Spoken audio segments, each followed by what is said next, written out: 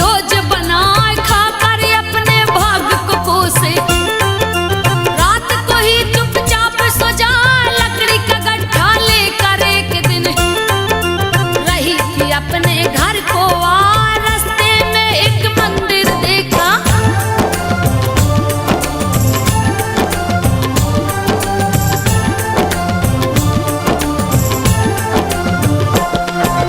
रास्ते में एक मंदिर देखा उसमें राम रही फरमान रख दिया लकड़ी का गड्ढा।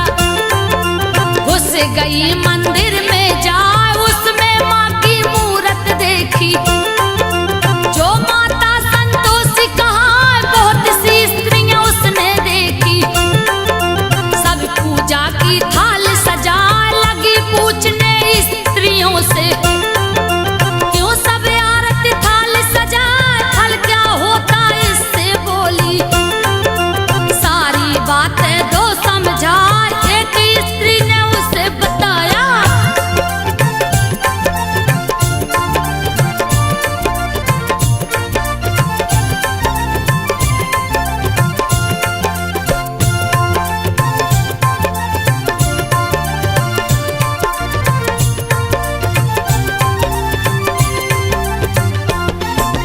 एक स्त्री ने उसे बताया सारी बात रही समझा। माता संतोषी का व्रत है उनको पूजने हम सब आए। माता जी को जो भी पूजता अन्य धन से घर भर जाए दूर हो जाती है निर्धनता। परिवार सुख शांति पाए जीवन में सुख शांति आती। मनवांछित फल सब पा जाए सदा सुहागन औरत रहती। कन्या मन के योग्य वर पाए सुख संपन्न हो जाते प्राणी।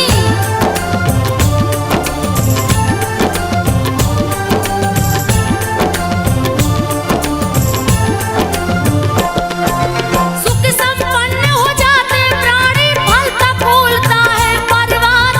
निसंतान को लड़का होता खुश होता संतान को पाए परदेसी घर वापस आता। जिस पर माता होती सहाय जीत हो जाती कहीं भी रण में। सारा मुकदमा खत्म हो जाए घर का कलह नष्ट हो जाता।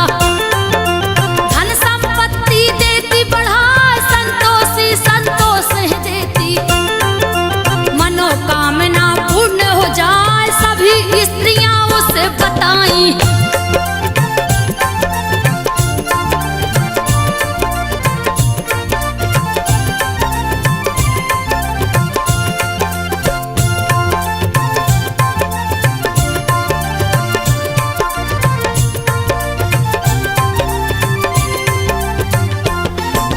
सभी स्त्रियां उसे बताई व्रत की विधि पूछी सिरनाए।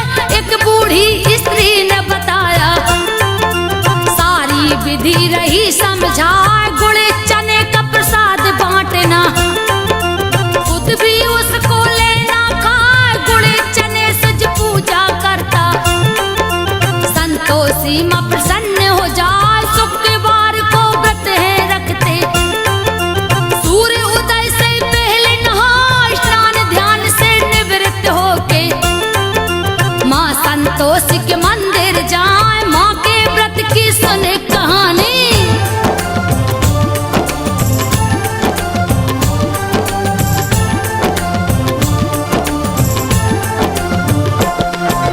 माँ के व्रत की सुनो कहानी। जा मंदिर में ध्यान लगा मंदिर में यदि जा न सको तो घर में लो मूर्ति बनवाए। मूर्ति भी घर नहीं बने तो उनका फोटो लो मंगवाए। मंदिर छोटा घर में बनाकर माता की पूजा की जाए। खट्टी चीज को खाना नहीं है परिवार भी कोई न खाए। पूछ लिया माता के व्रत को सुन के विधि गई हर साल करूंगी व्रत संतोषी माँ का।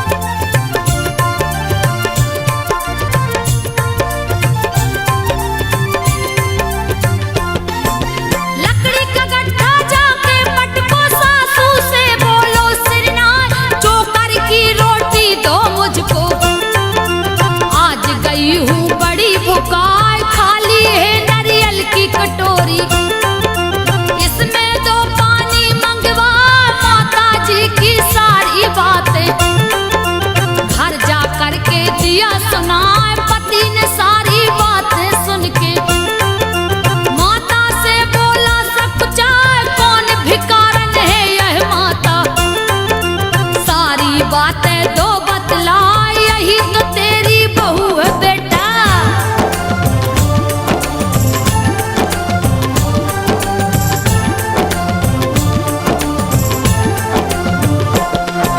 यही तो तेरी बहू है बेटा, लिया है ऐसा हाल बना। छोटा बेटा माँ से बोला, चाबी दो मुझको मंगवाए, अब मैं दूसरे घर में रहूंगा। अलग मकान को लिया बना, शुक्रवार को पत्नी बोली। माँ के व्रत को लिया उठा, उसका उद्यापन करना है। पति ने दिया सामान मंगाए, माँ के कृपा से दिन पलटा है। दिया उद्यापन शुरू करा, ईर्ष्या करने लगी जिठानी।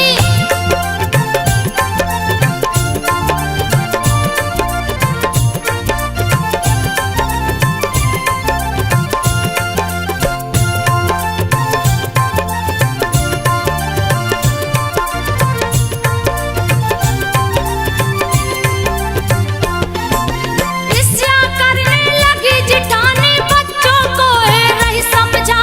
जाके खट्टी चीज मांगना, किसी बहाने लेना खाए, सबको खिलाई है जैसे ही। बच्चों ने दिया मुँह को फुला, नहीं दिया है उसने खटाई। पैसे को दे दिया है जाए, पैसा लेकर खरीद खटाई। सभी ने लिया है मुँह से लगा, उसके पति को पकड़ ले गए। राजा के सिपाही आए, माता का व्रत भंग हो गया।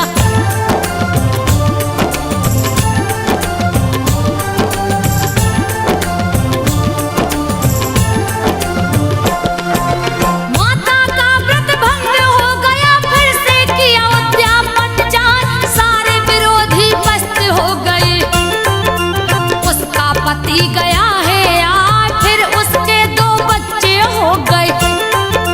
माँ संतोषी हुई सार, गंदी बूढ़ी माँ बन आई। सबने दिए फटकार लगा,